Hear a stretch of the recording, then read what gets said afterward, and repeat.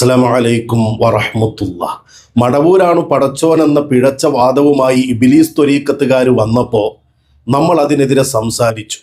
ഇപ്പം കഴിഞ്ഞ ദിവസം മിനിഞ്ഞാന്ന് രാവിലെ അവരുടെ വാദങ്ങൾക്ക് മറുപടിയായി ഞാനൊരു വീഡിയോ ചെയ്തിരുന്നു.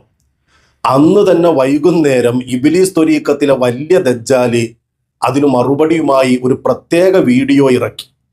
വീഡിയോ കണ്ടപ്പോൾ ഞാൻ വിചാരിച്ചത് എൻ്റെ വാദങ്ങൾ മുഴുവനും തച്ച് തകർത്ത് ഞാൻ ചോദിച്ച ചോദ്യങ്ങൾക്കൊക്കെ വ്യക്തമായ മറുപടി പറയുന്ന വീഡിയോ ആയിരിക്കുമെന്നാണ്.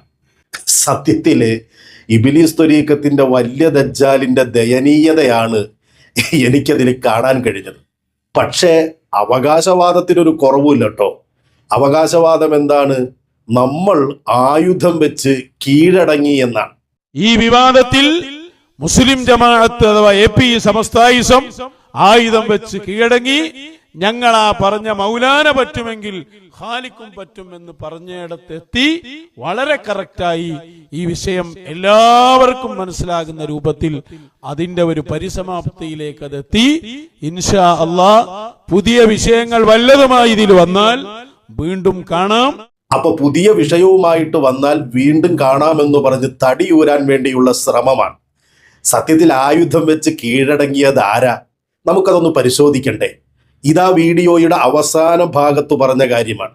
നമുക്ക് ആദ്യം മുതൽ ചില പ്രസക്തമായ ഭാഗങ്ങൾ ഒന്നെടുത്തു പരിശോധിച്ചു നോക്കിയാൽ ആരാണ് കീഴടങ്ങിയത് എന്ന് വ്യക്തമായി ബോധ്യപ്പെടും. ഈ സംഭവത്തിനെ കുറിച്ച് അഥവാ മടവൂരാണ് പടച്ചോൻ എന്ന് പാടിയ ഒരു പിഴച്ച പാട്ടുകാരനുണ്ടല്ലോ, ആ പാട്ടിനെ കുറിച്ച് ഈ ഇബ്ലീസ് ത്വരീഖത്തുകാരുടെ നിലപാട് അന്നും ഇന്നും എന്നും എന്തായിരുന്നു എന്ന് ഇബ്ലീസ് ത്വരീഖത്തിലെ വലിയ ദജ്ജാല് തന്നെ പറയുന്നുണ്ട്. ഈ പാട്ട് വന്നപ്പോ നമ്മൾ പറഞ്ഞു മശായിഖിനെ കുറിച്ച് പാടുമ്പോ അത് ഹയാത്തിലുള്ള മശായിഖന്മാരോട് അന്വേഷിച്ചു വേണം, പദപ്രയോഗങ്ങൾ പ്രത്യേകം ശ്രദ്ധിക്കണം എന്ന് നമ്മൾ ഓർമ്മപ്പെടുത്തി. അതെന്നും പറയാനുള്ളതാണ്.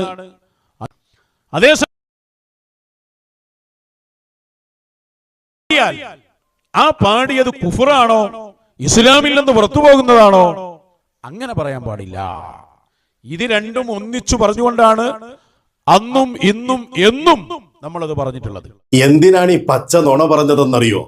വളരെ കൃത്യമായി ഇവർ ഈ പാട്ടിനെ സംബന്ധിച്ച് ആദ്യ സമയത്തെടുത്ത നിലപാട് എന്താണെന്ന് ഇവരുടെ ക്ലിപ്പ് സഹിതം ഞാൻ കാണിച്ചുകൊണ്ട് ചോദ്യം ചെയ്തപ്പോൾ മറുപടിയില്ല. അപ്പൊ പിന്നെ രക്ഷപ്പെടണമല്ലോ, അതിനുവേണ്ടി പച്ച നുണ ഒരു ഉളുപ്പുമില്ലാതെ ഈ ദജ്ജാല് വിളിച്ചു പറഞ്ഞുകൊണ്ടിരിക്കാൻ. സത്യത്തിൽ ഇവർക്ക് എന്തായിരുന്നു ഈ പാട്ടിനെ കുറിച്ചുള്ള ആദ്യത്തെ നിലപാട്? ഇതേ ദജ്ജാല് തന്നെ പ്രസംഗിക്കുന്നത് കേക്ക്. കർശനമായി പറയുന്നു, ആ പാട്ടുമായി ഞങ്ങൾക്കൊരു ബന്ധവുമില്ല, ഞങ്ങൾ അതിനെ അംഗീകരിക്കുന്നുമില്ല, അതിനെ തള്ളിക്കളയുകയാണ്. അത് ഞങ്ങളോട് മഹാനായ ഇമാം ബൂസൂരി പഠിപ്പിച്ചിട്ടുണ്ട്.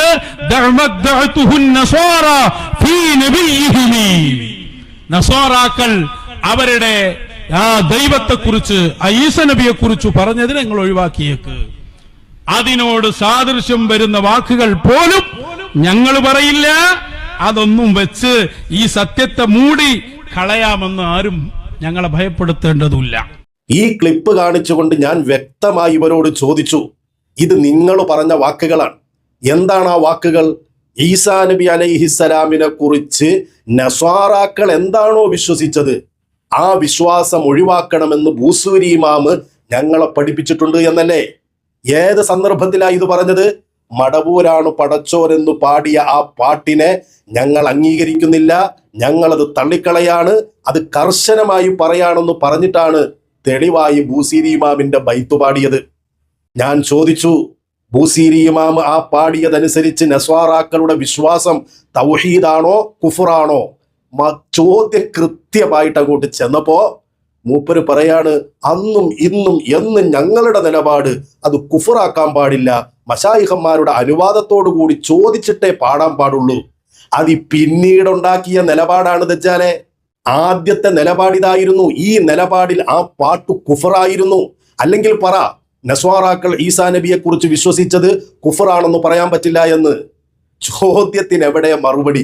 അല്ലെങ്കിൽ തന്നെ ഈ ചെങ്ങാതിയോട് ചോദിക്കുന്ന ചോദ്യങ്ങൾക്ക് എപ്പോഴെങ്കിലും കൃത്യമായിട്ട് ഉത്തരം കിട്ടിയിട്ടുണ്ടോ? ഇപ്പൊ ഇബ്ലീസിന്റെ വിഷയത്തില് ഒരു മനുഷ്യനെ മാന്യമായി വെല്ലുവിളിക്കാൻ പറ്റുന്നതിന്റെ പരമാവധി ഭാഷ ഉപയോഗിച്ചുകൊണ്ട് ഞാൻ ഈ ചെങ്ങാതിയെ വെല്ലുവിളിച്ചിട്ട് പോലും അരമണിക്കൂറിലധികം സമയമെടുത്ത് ഒരു സ്പെഷ്യൽ പ്രോഗ്രാം സംഘടിപ്പിച്ചിട്ട് പോലും ആ ചോദ്യത്തെക്കുറിച്ച് മിണ്ടിയിട്ടില്ല. എന്താണ് ദജ്ജാലെ മറുപടി പറയാത്തത്? ഇബ്ലീസിന്റെ വിഷയത്തിൽ അന്ന് തുടങ്ങിയ ചോദ്യമല്ലേ എത്ര ആവർത്തി ചോദിക്കുന്നു? ആ ചോദ്യം ഞാനൊന്ന് കേൾപ്പിച്ചു തരാം. ആ പാൽക്കുപ്പി പയ്യന് മറുപടി പറഞ്ഞില്ല എന്ന് ഉച്ചത്തിൽ കൂവിയ നിന്നോടാ ചോദിക്കുന്നത്. ആർജവമുണ്ടോ നിനക്ക്? ആണത്തമുണ്ടോ നിനക്ക്? അന്തസ്സുണ്ടോ നിനക്ക്? ആദർശ ഭദ്രതയുണ്ടോ നിനക്ക്? ചോദ്യത്തിന് മറുപടി പറ. എന്റെ ചോദ്യം എന്താണ്? ഇബ്ലീസ് എങ്ങാനും ഒരു സ്പെഷ്യൽ ഇടപെടൽ കൊണ്ട് മുസ്ലിമായാൽ ഖുർആനിൽ ഇബ്ലീസ് ശപിക്കപ്പെട്ടവനാണ് എന്ന്, ഖിയാമത്ത് നാൾ വരെ ലഈനാണ് എന്ന് പറഞ്ഞ ഇബ്ലീസിനെ കുറിച്ച് പരാമർശിച്ച ആയത്തുകൾ എന്ത് ചെയ്യണം? നീ അതിനൊരു മറുപടി പറ നൗഷാദെ. അതല്ലേ അന്തസ് എന്ന് പറയുന്നത്? ഇതിൽ കൂടുതൽ ഒരു മനുഷ്യനെ മാന്യമായി വെല്ലുവിളിക്കാൻ പറ്റുന്ന ഭാഷ ഏതാ ഉള്ളത്? ഇവരുടെ വെല്ലുവിളി പോലെയല്ല. ഇപ്പൊ കുഞ്ഞഹമ്മദൊക്കെ വെല്ലുവിളിക്കുന്നത് നീ ഒറ്റത്തന്തൊക്കെ പറഞ്ഞതാണെങ്കിൽ, ഹലാലായി പറഞ്ഞതാണെങ്കിൽ, വീട്ടിലേക്ക് കയറി ചെല്ലുമ്പോൾ വിളിക്കാനൊരു വാപ്പയുണ്ടെങ്കിൽ, ഇതൊന്നും ഞങ്ങൾക്ക് പറ്റിയ പണിയല്ല. ഞങ്ങൾ വെല്ലുവിളിക്കുന്നത് ഒരാളുടെ ആദർശത്തെ പിടിച്ചിട്ടാണ്. ആ ആദർശത്തിന് എന്തെങ്കിലും ഒരു ഭദ്രതയുണ്ടെങ്കിൽ മറുപടി പറയടാ എന്ന് പറഞ്ഞിട്ട് പോലും കേട്ടതായി നടിക്കാത്ത വലിയ ദജ്ജാൽ പറയാണ് നമ്മൾ ആയുധം വെച്ച് കീഴടങ്ങി എന്ന്. ചോദ്യത്തിന് മറുപടി എവിടെ നൗഷാദെ? അന്തസ്സുണ്ടെങ്കിൽ ഇതിന് മറുപടി പറ. അതേപോലെ ഞാൻ ചോദിച്ചു, ഈ മടവൂരാണ് പടച്ചോൻ എന്ന വിഷയത്തിൽ ആദ്യം നിങ്ങൾക്ക് കിട്ടിയ നിർദ്ദേശത്തിന്റെ അടിസ്ഥാനത്തിലാണല്ലോ നിലപാടുകൾ രൂപപ്പെടുന്നത്. ആ നിർദ്ദേശം ആ പാട്ടു കുഫറാണ് എന്നാണ്. പിന്നെ എങ്ങനെയാ അതിപ്പോ കുഫർ അല്ലാതായി മാറിയത്?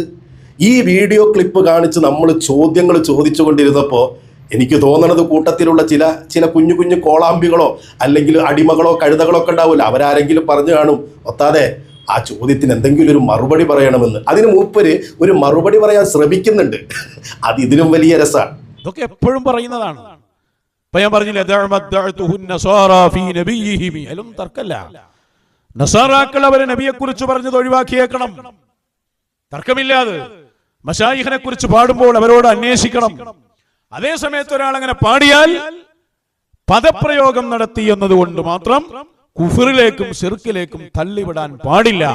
അല്ല ചങ്ങാതി, അപ്പൊ ഈസാ നബി അലൈഹിസ്സലാമിനെ കുറിച്ച് നസ്വാറാക്കൾ വിശ്വസിച്ചത് അത് തൗഹീദാണോ? അത് ഇസ്ലാമാണോ? ആണെങ്കിൽ ഇനി അങ്ങനെ ഒരു ആശയം നിങ്ങൾക്ക് പുതിയ നിർദ്ദേശത്തിൽ കിട്ടിയിട്ടുണ്ടെങ്കിൽ അത് തുറന്നു പറഞ്ഞോളൂ. ഞങ്ങളെ സംബന്ധിച്ചിടത്തോളം നിങ്ങൾ പിഴച്ചവരാണ് എന്നതിൽ ഒരു തർക്കവും ഇല്ല. അതുകൊണ്ട് നിങ്ങൾക്ക് എന്തും പറയാം. നിർദ്ദേശത്തിനനുസരിച്ചാണല്ലോ പറയുന്നത്. നിങ്ങൾ അന്ന് പറഞ്ഞത് ആ പാട്ട് ഞങ്ങൾ ഒഴിവാക്കുന്നു, കർശനമായി പറയുന്നു. അതിനെ ഞങ്ങൾ അംഗീകരിക്കുന്നില്ല. കാരണം ബൂസീരി ഇമാം ഞങ്ങളോട് പറഞ്ഞിട്ടുണ്ട്, നസ്വാറാക്കൾ എന്താണോ വിശ്വസിച്ചത്, എന്താണോ ഈസാ നബിയെ കുറിച്ച് പറഞ്ഞത്, അത് ഒഴിവാക്കണമെന്ന്. അപ്പൊ ആ നസ്വാറാക്കൾ ഈസാ നബിയെ കുറിച്ച് വിശ്വസിച്ചത് അവരുടെ ദൈവമാണെന്നാണ്, അവരുടെ പടച്ചോനാണെന്നാണ്. ആ അർത്ഥത്തിലാണ് ഈ പാട്ടുകാരൻ പാടിയതെന്ന് അന്ന് പറഞ്ഞ് അതിനെ തള്ളിയ നീ ഇപ്പോ മറുപടി പറയാൻ വല്ലാതെ വേർക്കുന്നുണ്ടല്ലേ. എന്നിട്ട് ഈ ബൈത്തൊന്ന് അങ്ങനെ ചൊല്ലിപ്പോയിട്ട് പറയാൻ അതിലൊന്നൊരു തർക്കമില്ല. തർക്കമില്ലെങ്കിൽ പിന്നെ എന്തിനാണ് നീ ഇപ്പോ ആ പാട്ട് പാടാൻ പറ്റും എന്ന വാദമായിട്ട് രംഗത്ത് വരുന്നത്? അന്നത് പാടാൻ പാടില്ല എന്ന് പറഞ്ഞ ആളല്ലേ നീ. സത്യത്തില് ഇവരുടെയൊക്കെ ലക്ഷ്യം വേറെയാണ്. ഈ വിവാദം അവസാനിച്ചതാണ് എന്ന് ഇയാൾ തന്നെ പറയുന്നുണ്ട്. ആ പാട്ടെന്ന് വന്നു, അതിനെ സംബന്ധിച്ച് നമ്മൾ പറയാനുള്ളത് പറഞ്ഞു. ഇവിടെ ആ വിവാദം അവസാനിച്ചു. അതെ, ആ പാട്ടെന്ന് വന്നു, അതിനെക്കുറിച്ച് അവര് പറയാനുള്ളത് പറഞ്ഞു. ഏത്? അത് ഈസാ നബി അലൈഹിസ്സലാമിനെ കുറിച്ച് നസ്വാറാക്കൾ പറയുന്നത് പോലെയാണ്, അത് ഞങ്ങൾ അംഗീകരിക്കുന്നില്ല എന്ന അവരുടെ നിലപാട് അന്ന് പറഞ്ഞു. നമ്മളും പറഞ്ഞു, പേരോട് ഉസ്താദൊക്കെ പറഞ്ഞു അങ്ങനെ പറയാൻ പാടില്ല. ആ വിവാദം അവിടെ അവസാനിച്ചതാണ്. പിന്നെ എപ്പോഴാണ് ഈ വിവാദം തുടങ്ങിയത്? നിങ്ങൾക്ക് മനസ്സിലാകും, ഇവരുടെ സൂക്കേട് വേറെയാണ്. വിവാദം തുടങ്ങിയത് എപ്പോഴാ? ഉഷാദ് തന്നെ പറയട്ടെ. എന്താ പുതിയ വിവാദത്തിന്റെ പശ്ചാത്തലം? പേരോടിനെ കുറിച്ചുള്ള പാട്ടൊന്നുകൂടി.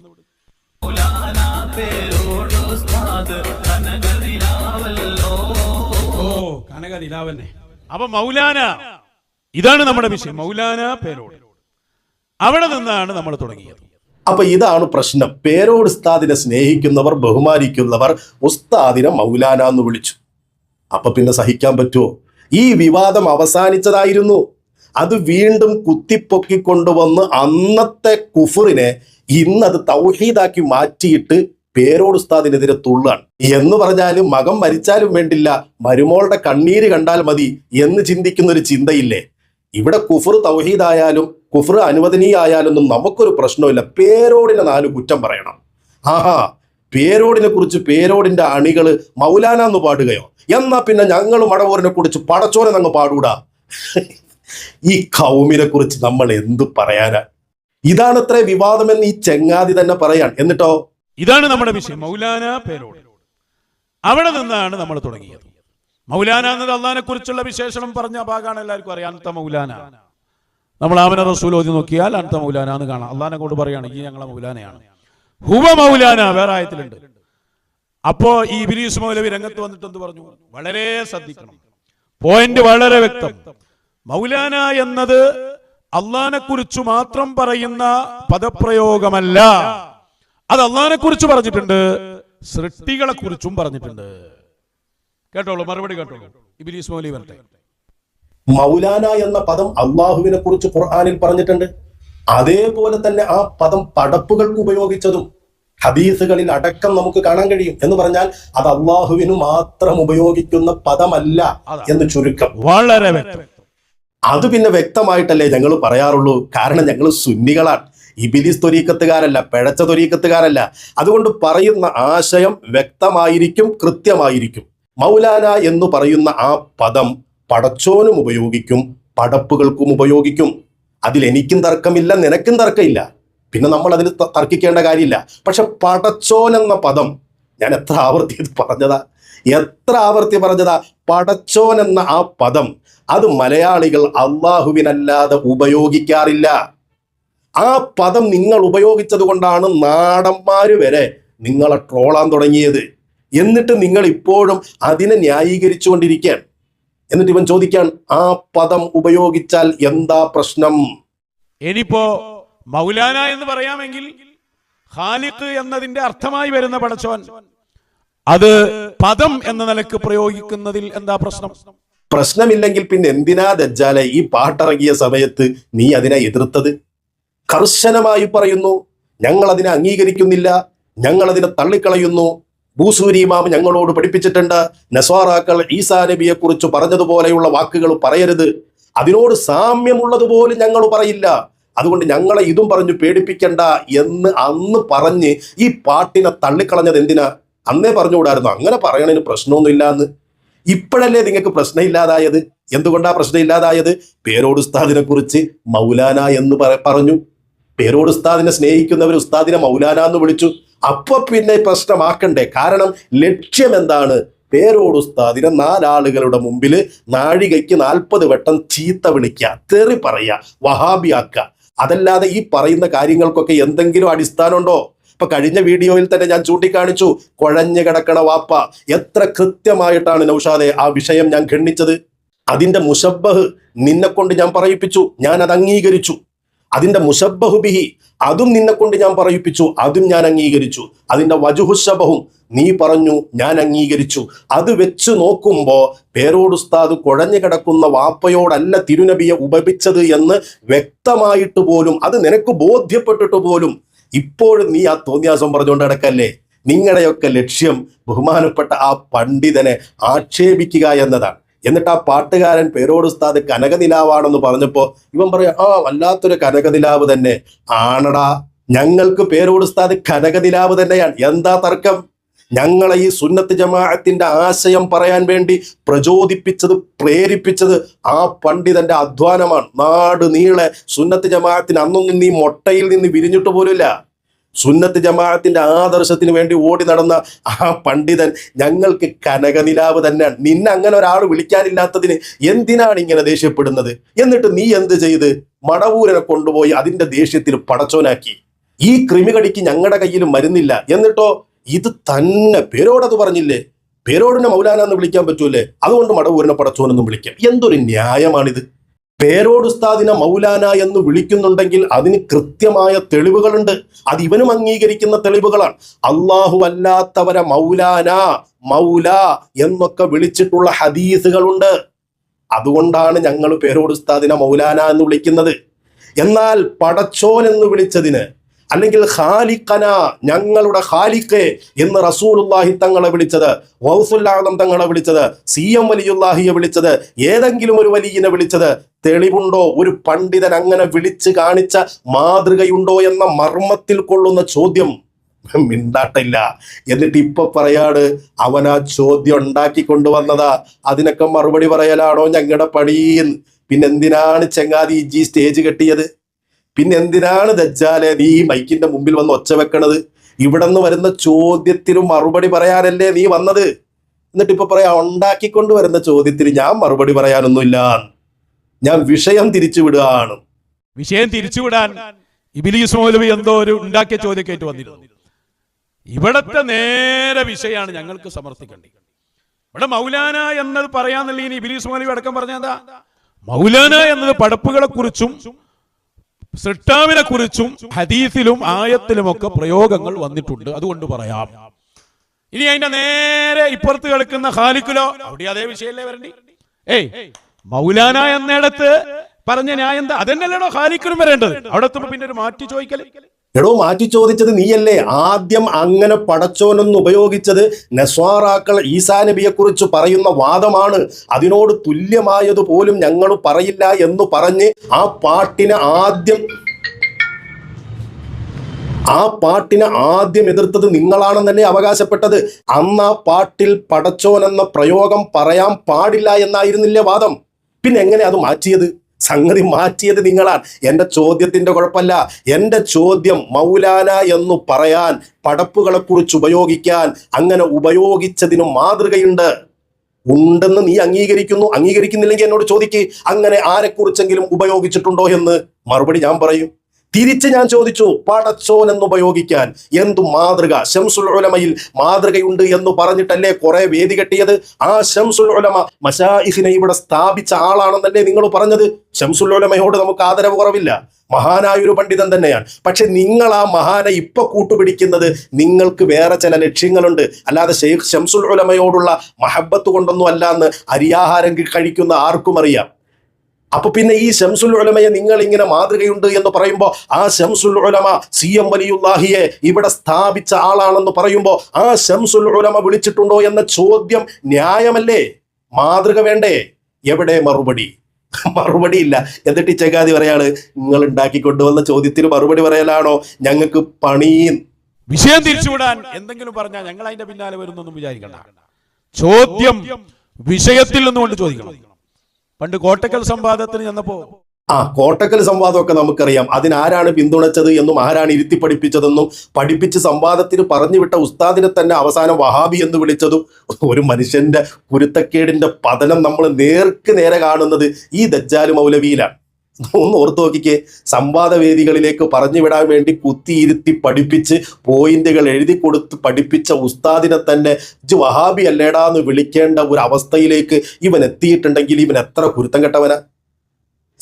എന്നിട്ട് കോട്ടക്ക സംവാദം പറയാൻ, എടാ ചങ്ങാതി, ഞാനും നീയും തമ്മിലുള്ള ചർച്ചയിലെ ചോദ്യം വിഷയത്തിൽ നിന്നാണ്. നിങ്ങളുടെ വാദം എന്താണ്? മടവൂരാണ് പടച്ചോനെന്ന് പറയാൻ ഞങ്ങൾക്കൊരു പേടിയില്ല. അപ്പൊ ഞാൻ ചോദിച്ചു, അങ്ങനെ പടച്ചോൻ മടവൂരാണെന്ന് പറയാൻ ഏതെങ്കിലും ഒരു പണ്ഡിതൻ പറഞ്ഞിട്ടുണ്ടോ? ഏതെങ്കിലും ഒരു പണ്ഡിതൻ? നിങ്ങൾ ഈ വാദം ഉന്നയിക്കുന്നതിന് മുമ്പ് ലോക ചരിത്രത്തിൽ ഏതെങ്കിലും ഒരു പണ്ഡിതൻ ഏതെങ്കിലും ഒരു പടപ്പിനെ കുറിച്ച് പടച്ചോനാണ് ഇന്ന ആളെന്ന് പറഞ്ഞതിന് മാതൃകയുണ്ടോ എന്നാ ചോദ്യം. ഇത് വിഷയത്തിലല്ലത്രേ. പിന്നെ ഇപ്പൊ എന്റെ വിഷയം എന്താണ്? ആ പാൽക്കുപ്പി പയ്യൻ വന്നതോ? അതിനെക്കുറിച്ച് നീ പറഞ്ഞത് എന്തായിരുന്നു? ഞാനിപ്പോഴും അതിനകത്തായിരിക്കുന്നല്ലേ. ഒരു വല്ലുപ്പയുടെ ഒരു ഉപ്പാപ്പയുടെ പ്രായമുള്ള ഒരു കിളവനെ, അതും സ്വന്തം ശൈഖിന്റെ ലോകം നിയന്ത്രിക്കുന്നവന്റെ വാപ്പയെ അടുത്തിരുന്ന ഒരു പൊതുവേദിയിൽ വെച്ച് പറഞ്ഞ വൃത്തികേടല്ലേ അത്? നിനക്ക് എന്ത് മാന്യത ഉള്ളത്? എന്ത് സംസ്കാരം ഉള്ളത്? ഞാൻ സത്യത്തിൽ അങ്ങനെ ഒരു പദം പോലും ഉപയോഗിച്ചിട്ടില്ല. ഞാൻ ആ പാൽക്കുപ്പി പയ്യനെ പാൽക്കുപ്പി എന്ന് വിളിച്ചു. അത് കൊള്ളേണ്ടടുത്ത് കൊണ്ടിട്ടുണ്ട്. ഒരു മീശൻ താടിയും മുളക്കാത്തൊരു ചെക്കൻ വന്നിട്ട് പേരോട് ഉസ്താദിന് ദർസെടുക്കാൻ, കിതാബ് എടുക്കാൻ, എന്നിട്ട് പറയണതോ പാച്ചാ നോണ, മുഴുവൻ നോണ. ഇതിനെക്കുറിച്ച് ഞാനൊരു വീഡിയോ ഇറക്കിയപ്പോൾ ഇബ്ലീസ് ത്വരീഖത്തിന്റെ അകത്ത് വല്ലാതൊന്ന് പുകഞ്ഞെന്ന് തോന്നണം. എല്ലാ ചൈത്താന്മാരും അതിനെക്കുറിച്ച് പറയുന്നുണ്ട്. നമ്മുടെ സമതും പറഞ്ഞിട്ടുണ്ട്. പിന്നെ മറ്റേ ചങ്ങാതി ഉണ്ടല്ലോ, തെറി പറയണ ചങ്ങാതി, അയാളും പറഞ്ഞിട്ടുണ്ട്, ഇവനും പറഞ്ഞിട്ടുണ്ട്. പാൽക്കുപ്പി പയ്യന് വേണ്ടിയിട്ടൊക്കെ ന്യായീകരിക്കാൻ വരാതെ വിഷയം ഇതാണ്. പടച്ചോൻ എന്ന പദം മലയാളികൾ ഉപയോഗിക്കുന്നത് അള്ളാഹുവിന് മാത്രമാണ്. അതിനകത്ത് നിന്ന് മറുപടി പറയാനുണ്ടെങ്കിൽ പറയും. ഈ പറഞ്ഞത് തന്നെ ഇങ്ങോട്ട് പറയാൻ, അങ്ങോട്ട് ഇത് തന്നെ. പേരോടിനെ മൗലാന എന്ന് വിളിക്കാമെങ്കിൽ മടവൂരിനെ ഞങ്ങൾക്ക് പടച്ചോനെന്ന് വിളിക്കാം. ഇതാണ് ഇവരുടെ ന്യായം. എന്ന് പറഞ്ഞാൽ പേരോട് ഉസ്താദിനെ ആരും ബഹുമാനിക്കരുത്, പേരോട് ഉസ്താദിനെ ആരും ഇഷ്ടപ്പെടരുത്. കാരണം പേരോട് ഉസ്താദിനോടുള്ള ദേഷ്യം കുറച്ചായല്ലോ തുടങ്ങിയത്. ചെവിക്ക് പിടിച്ച് പുറത്തേക്ക് ഇട്ടതാ. കുരുത്തക്കേട് കാണിക്കാൻ നോക്കി ഇതിനകത്ത് നിന്നിട്ട് കുത്തിത്തിരിപ്പുണ്ടാക്കി. അപ്പൊ പിന്നെ എന്ത് ചെയ്തു? പിടിച്ചങ്ങ് പുറത്തേക്ക് ഇട്ടു. അതിന് നേതൃത്വം കൊടുത്തത് പേരോട് ഉസ്താദാണ്. ആ ദേഷ്യം ഇപ്പൊ പേരോട് ഉസ്താദ് ആരെങ്കിലും മൗലാന എന്ന് വിളിച്ചാൽ ഉടനെ തന്നെ അങ്ങനെയാ, എന്നാ പിന്നെ മടവൂരിനെ ഞങ്ങൾ പടച്ചോനെന്ന് വിളിച്ചേക്കാം. പേരോട് ഉസ്താദിനോട് ദേഷ്യം തീർക്കാൻ എന്ത് രോഗാണിത്? ഇപ്പൊ ഈ ഓയിൽമെന്റ് ഇത് മുറിവിനുള്ളതാണ്. കൃമികടിക്ക് പറ്റുമോ എനിക്കറിയില്ല. പറ്റുമെങ്കിൽ വേണമെങ്കിൽ ഒരെണ്ണം മേടിച്ചു ഇതിന്റെ ഫോട്ടോ നോക്കിയിട്ട്, എന്നിട്ട് മേടിച്ച് തൂത്താ മതി. അല്ലാതെ ഈ രോഗം മാറില്ല. സുന്നികളാകുന്ന ഞങ്ങളുടെ മുമ്പിൽ അടിയറവ് പറഞ്ഞിട്ട് ആയുധം വെച്ച് കീഴടങ്ങിയിട്ട് ഇനി പുതിയ വിഷയം ഉണ്ടെങ്കിൽ നോക്കാം എന്ന് പറഞ്ഞ് ഓടി രക്ഷപ്പെട്ടാൽ ഞാൻ സമ്മതിക്കൂല. ഞങ്ങള് മറുപടി പറ ചങ്ങാതി. ഇബ്ലീസിന്റെ വിഷയത്തിൽ ഞാൻ ചോദിച്ച ചോദ്യം ഒരു മനുഷ്യനെ വെല്ലുവിളിക്കാൻ പറ്റുന്നതിന്റെ അങ്ങേയറ്റം വെല്ലുവിളിക്കുന്ന ഭാഷയിലാണ് ചോദിച്ചത്. അതിനെക്കുറിച്ച് നീ മിണ്ടിയോ? മറുപടി ഉണ്ടെങ്കിൽ പറ. രണ്ടാമത്, നീ പറഞ്ഞു ആദ്യം ഈ പാട്ടിനെ വിമർശിച്ചിട്ട് അത് നസ്വാറാക്കൾ ഈസാ നബിയെ കുറിച്ച് പറയുന്നത് പോലെയാണ്, അത് പറയരുതെന്ന് ബൂസീരി ഇമാമ് പഠിപ്പിച്ചിട്ടുണ്ട്. അന്നത് കുഫറായിരുന്നു. ഇപ്പൊ എന്താ നിനക്കത് കുഫർ അല്ലാതായി മാറിയത്, തൗഹീദായി മാറിയത് എന്താ? അപ്പൊ പിന്നെ അന്ന് പറഞ്ഞതിനെ കുറിച്ച് ഞാൻ ചോദിച്ചതിന് മറുപടി ഉണ്ടോ? ഉണ്ടെങ്കിൽ മറുപടി പറ. അതേപോലെ ഈ പാട്ട് ശംസുൽ ഉലമയിൽ മാതൃകയുണ്ടെന്നല്ലേ, ചെറുശ്ശേരി ഉസ്താദ് മഹാനാണെന്നല്ലേ, ഇങ്ങനെ ഏതെങ്കിലും ഒരു പണ്ഡിതൻ അവര് പടച്ചോനാണ് എന്ന് പറഞ്ഞിട്ടുണ്ടോ? പടച്ചോൻ എന്ന പദം അള്ളാഹുവിനെ കുറിച്ച് മാത്രമേ മലയാളികൾ ഉപയോഗിക്കാറുള്ളൂ. ആ പദം ഏതെങ്കിലും ഒരു വലിയനെ, ഏതെങ്കിലും ഒരു പണ്ഡിതൻ ഉപയോഗിച്ചിട്ടുണ്ടോ? ചോദ്യം കൃത്യമാണ്. സ്വഹാബികൾ, താബിഉകൾ, തബഉ താബിഉകൾ, അഇമ്മത്തുകൾ പോട്ടെ, കേരളത്തിലുള്ള മഹാരഥന്മാരായ തലയെടുപ്പുള്ള പണ്ഡിതന്മാർ, അവരാരെങ്കിലും ഈ പദം ഉപയോഗിച്ചതിന് തെളിവുണ്ടെങ്കിൽ അത് കൊണ്ടുവാ. അല്ലാതെ പേരോട് ഉസ്താദിനെ മൗലാന എന്ന് വിളിക്കാമെങ്കിൽ ഞങ്ങൾ മടവൂരിനെയും പടച്ചോനാക്കും എന്ന് പറഞ്ഞാൽ രക്ഷപ്പെടില്ല നൗഷാദെ. അള്ളാഹു നിങ്ങൾക്ക് ഹിദായത്ത് തരട്ടെ, നല്ല ബുദ്ധി തരട്ടെ. ഈ പിഴച്ച ത്വരീഖത്തിൽ നിന്ന് രക്ഷപ്പെടാൻ അള്ളാഹു നിങ്ങൾക്ക് തൗഫീഖ് തരട്ടെ എന്ന് ആത്മാർത്ഥമായി ദുആ ചെയ്യാം. അസ്സലാമു അലൈക്കും വറഹ്മത്തുള്ളാഹി.